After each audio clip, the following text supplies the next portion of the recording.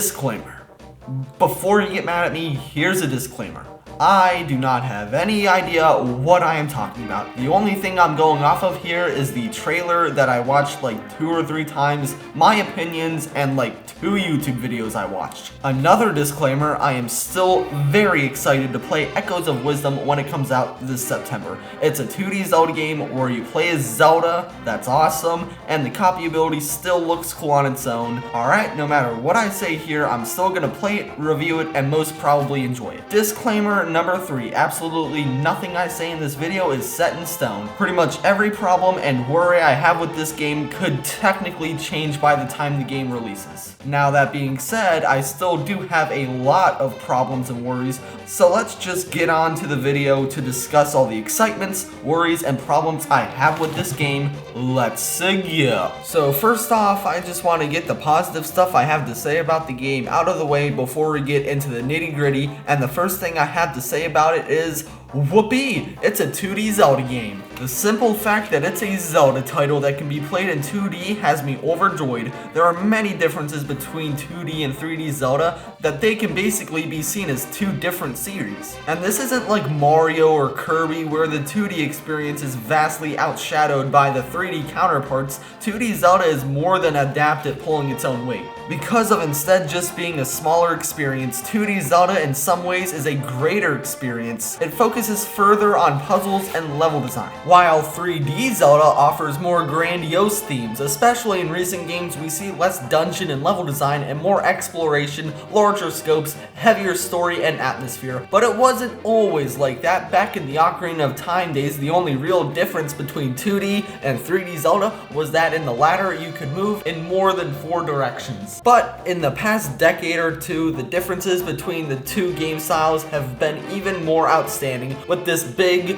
grand, open Tears of the Kingdom being almost polar opposite to the tight, cleverly put together designs of the older games. Which is a problem because from my point of view, a lot, if not half of the Zelda fanbase prefers the older style. But everything's gonna be okay because we still have 2D Zelda that follows the old formula. But the problem with that is we haven't gotten a completely brand new, not remake, not retread 2D Zelda game since 2009, but hey, we got one revealed in this direct, so let's talk about it. And the first thing to talk about is a really positive thing, and that is that we finally get to play as Princess Zelda in this game, which is something that I, along with the whole rest of the Zelda community, have been clamoring for years now. It is seriously great that we can finally play as Zelda. It is one of the most substantial reasons why I am so hyped for this game, and it's also gonna open up many fresh new story opportunities. It's gonna turn Zelda's character into so much more than just the damsel in distress, and most importantly, it's just gonna be straight out fun playing as a different character in a Zelda game. It is truly amazing, and I don't want to take anything away from it.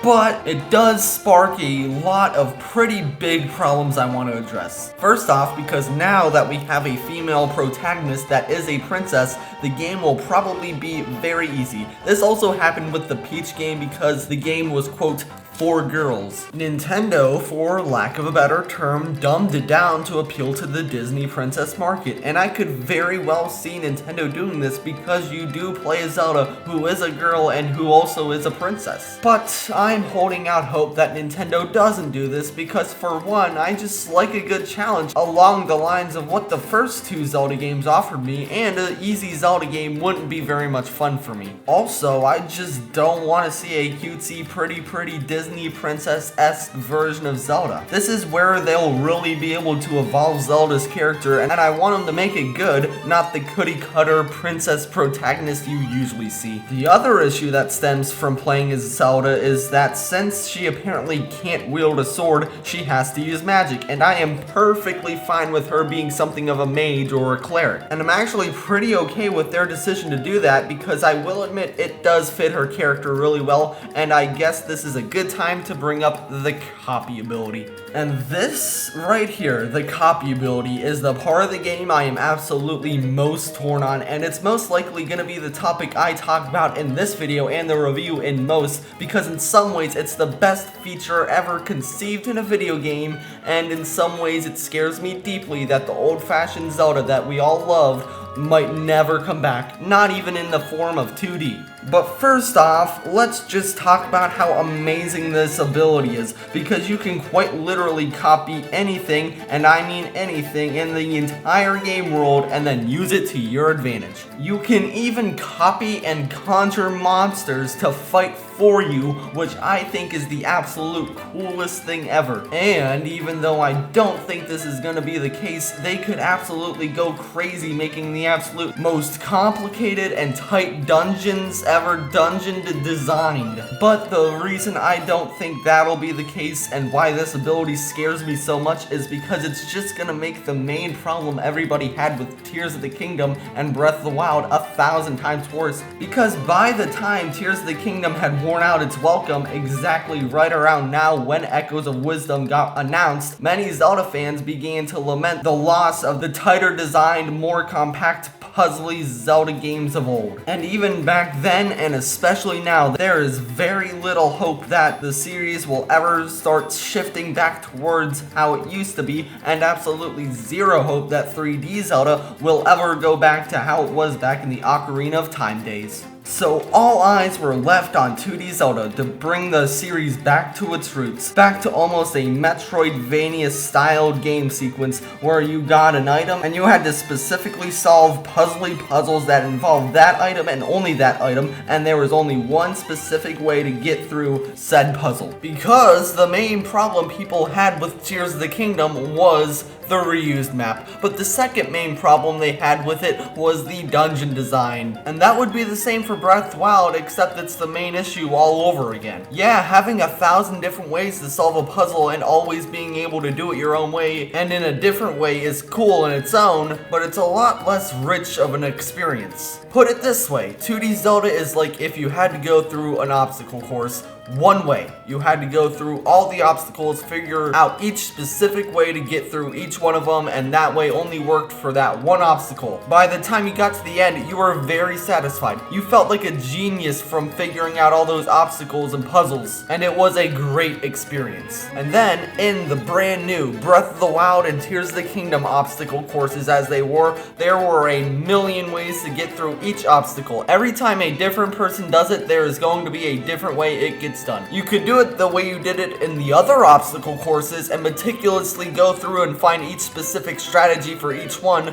but also you could just cheat your way through it because again, there's a million ways to do it, and you could just walk past the obstacle course and get to the end if you really felt like it. Yes, you did have fun getting creative with it, and doing it in your own way made you feel special, but if an obstacle was too hard or you just didn't feel like doing it, you could just walk past it or cheat your way through it some other way. And when you got to the end, you felt a lot less satisfied and a lot less like a genius, because instead of absolutely having to figure out exactly how to get through each obstacle, you could just walk past it or find an easier way, so it was a lot less rewarding. And I know that was a very weird analogy, but I hope it painted the picture for you. I hope it just conveyed to you that 2D Zelda is a lot more rigid. You have one item and one way to solve the puzzle, and then you get to the next puzzle, then you have to solve that, and so on and so forth. And that's what people missed about Zelda, because 3D Zelda was a lot more open and less rigid. So this brand new 2D Zelda is going to come out and help quench the thirst for that more compact and tightly designed Zelda. But now you can copy everything in the game, so you now have every way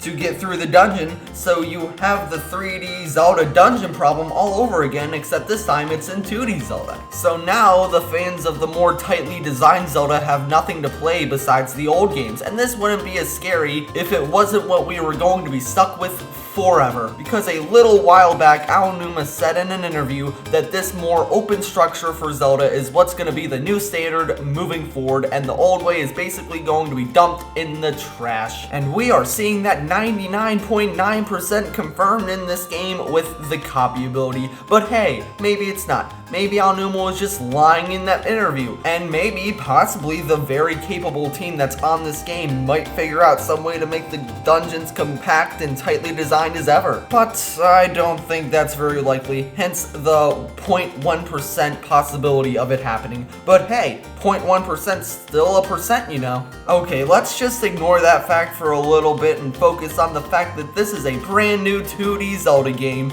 and that means we're gonna have a brand new world to explore. Right? Right, guys?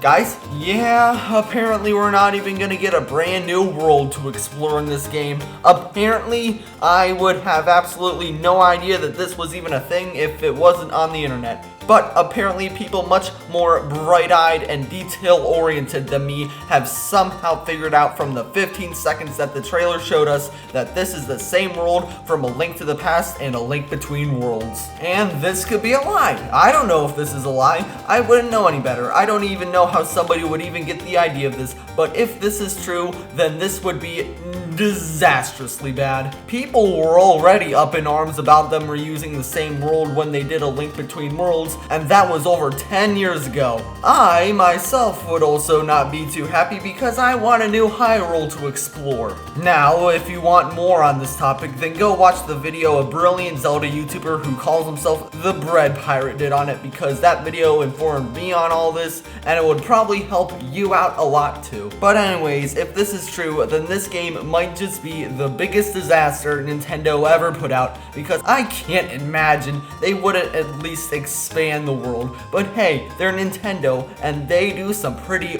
wacky things. But hey, maybe all these people are just wrong, or maybe this world they showed in the trailer is just a placeholder, and they're actually designing a new world. Or maybe they just expanded on the old Hyrule, who knows? I just know that they have to put something new here. Anyways, if this is true, then this game is absolutely cooked. But, as I said, things could technically change towards release. Technically, every negative thing I had to say in this video can change before release. Well, that's not entirely true. There is one negative thing I do have to say about this game that is basically guaranteed to not change by release, and it is the art style. Trust me, I know that this topic is a big point of tension in the Zelda community, and there was a straight up internet war that was raged over the Link's Awakening art style. And I have to say that the art style of Link's Awakening, in my opinion, is not that bad.